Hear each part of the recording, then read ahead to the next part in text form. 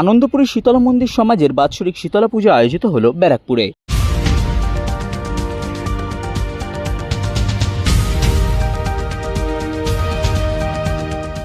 ব্যারাকপুর আনন্দপুরী শীতলা মন্দির সমাজের বাৎসরিক শীতলা পুজো আয়োজিত হল ব্যারাকপুরে। 70 বছরেরও প্রাচীন এই শীতলা পুজোয় পুজো দিতে ভিড় জমান প্রায় 15,000-এরও বেশি মানুষ, যে কারণে পুজো উদ্যোক্তাদের পাশাপাশি মোতায়েন করা হয় টিটাগড় থানার পুলিশ। এই দিন মন্দিরে উপস্থিত ছিলেন ব্যারাকপুর পৌরসভার পৌরপ্রধান উত্তম দাস, উপপৌরপ্রধান সুপ্রভাত ঘোষ, পৌর পরিষদ সদস্য তথা আনন্দপুরী শীতলা মন্দির সমাজ কমিটির সভাপতি রাজা পাসওয়ান, পৌরমাতা মৌসুমী মুখোপাধ্যায় সহ অন্যান্য বিশিষ্টজনেরা।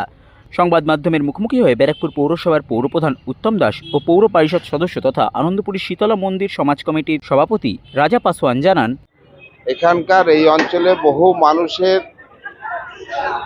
আশীর্বাদ মায়ের পেয়েছে এবং সে কারণে বহু মানুষের আগ্রহ আছে। এই পুজোকে কেন্দ্র করে বহু মানুষের জমায়েত হয়, দণ্ডি কাটে, তারপরে তাই মায়ের কাছে আশীর্বাদ, মা যেন সকলকে সুস্থ রাখে, ভালো রাখে, শান্তিতে রাখে, এটাই মায়ের কাছে সকলের আশীর্বাদ চাই। 70 বছরের পুরনো মন্দির, আর এখানে ওইভাবে হিসাবে বলা যাবে না, এখানে সমস্ত এই এরিয়ার মানুষ, বাইরের মানুষ সকলে আসেন এখানে এসে পুজো দেন।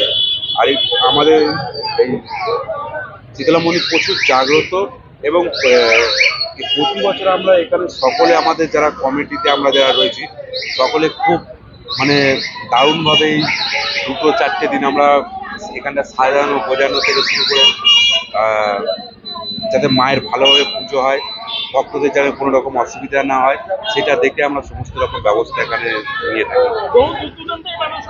হ্যাঁ, প্রচুর দূর দূরান্ত থেকে, এখানে নৈহাটি থেকেও আসে, এখানে আমাদের সোদপুর, আমাদের আবার কলকাতা থেকে, আমাদের ইচ্ছাপুর থেকে, নানান জায়গা থেকে এখানে পুজোতে আসেন।